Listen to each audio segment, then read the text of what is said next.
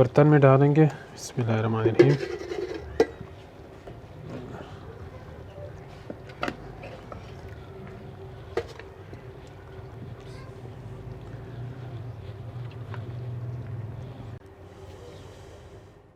बिस्मिल्लाहिर्रहमानिर्रहीम। अस्सलाम वालेकुम। मैं शहज़ादा और आप देख रहे हैं शहज़ादा कुकिंग यूट्यूब चैनल। तो आज मैं आपके लिए बनाने वाला हूँ मटन के गोश्त का दम पुख। तो इंशाल्लाह बड़ा ही मज़ेदार किस्म का हमारा दम पुख बनेगा। तो बनाते हैं और बिस्मिल्लाह करते हैं। तो बिस्मिल्लाहिर्रहमानिर्रहीम। तो दम पुख बनाने के लिए ये सारी चीज़ें हमने लिए हुए हैं। तो सबसे पहले ये जो है ना मटन का गोश्त है, बकरे का 2.5 किलो। इसे अच्छी तरह से पानी से साफ़ कर दिया है। और ये है दुम्बे की चर्बी।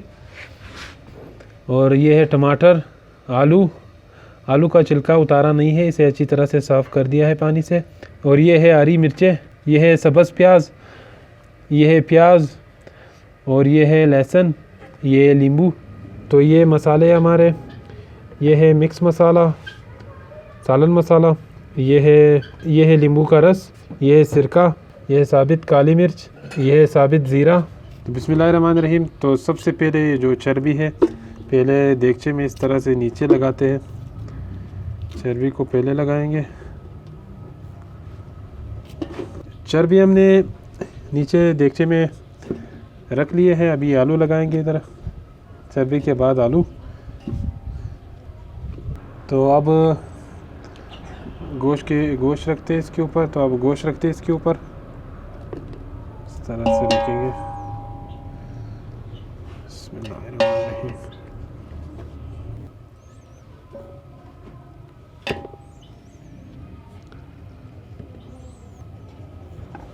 अब रखेंगे थोड़ा सा ये टमाटर,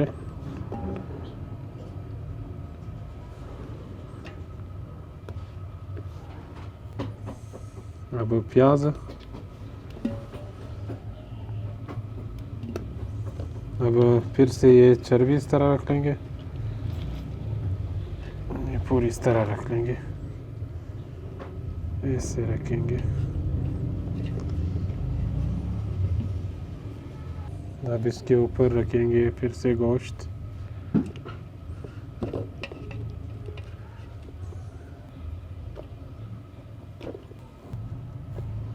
टमाटर, फिर से प्याज,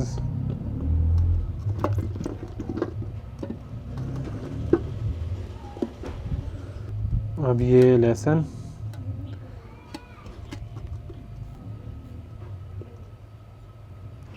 ये सब्ज़ मिर्चें, ये डालेंगे सब्ज़ प्याज,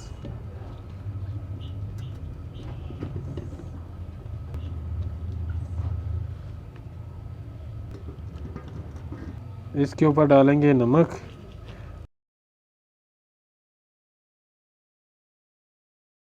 तो इधर भी लगाते हैं नमक।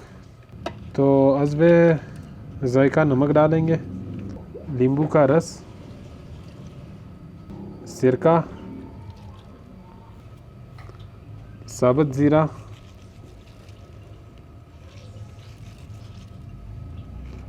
ये प्याज भी ज़रूरत, मिक्स मसाला, साबुत काली मिर्च,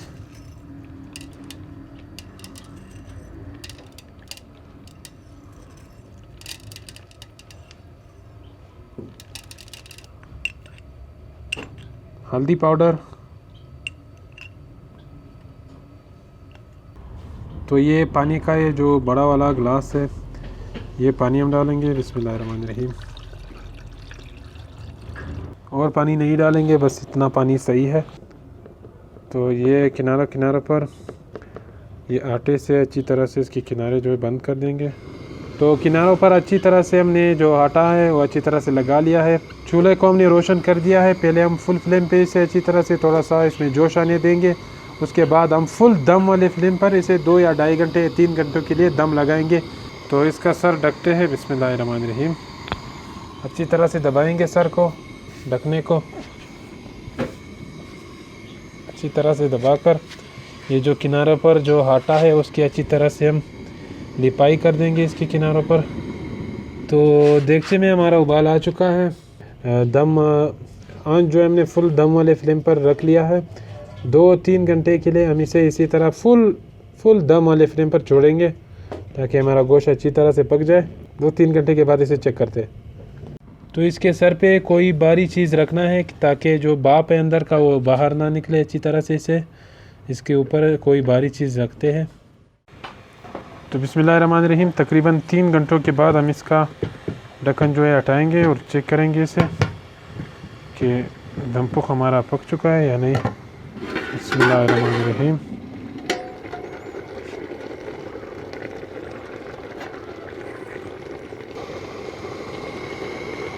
गोश्त में थोड़ा सा पानी अभी भी है, इसका पानी थोड़ा खुश्क करते हैं। आंच को हमने तेज़ कर दिया। गोश्त अच्छी तरह से पक चुका है, ये देखिए बिल्कुल अच्छी तरह से पक चुका है।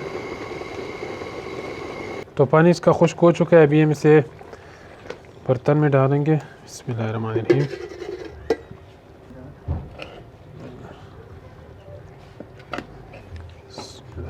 ये देखिए गोश्त कितना मज़ेदार किस्म का हमारा गल चुका है। ये देखिए टूट रहा है हाथ में।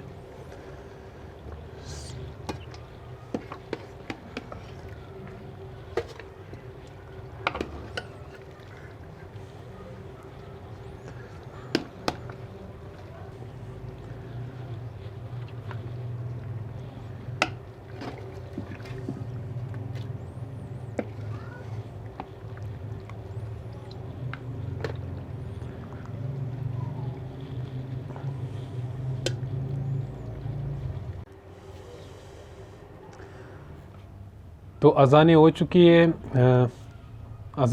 है, अफ्तारी हो चुकी है। अभी मैं इसका थोड़ा सा टेस्ट करूँगा। बिस्मिल्लाहिर्रहमानिर्रहीम।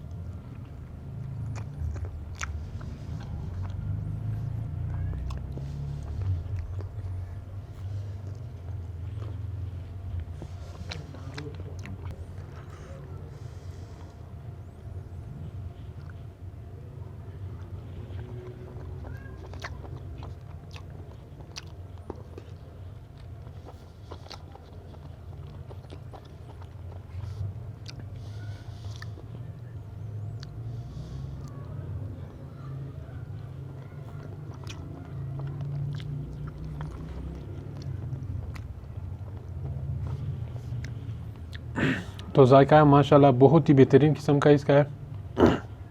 तो अगर आपको हमारी आज की दम पुख की रेसिपी की वीडियो पसंद आई हो, वीडियो को ज़रूर लाइक कीजिए, शेयर कीजिए और चैनल को ज़रूर सब्सक्राइब कीजिए। तो इंशाल्लाह मिलते हैं अगली वीडियो में। तब तक के लिए अल्लाह हाफ़िज़।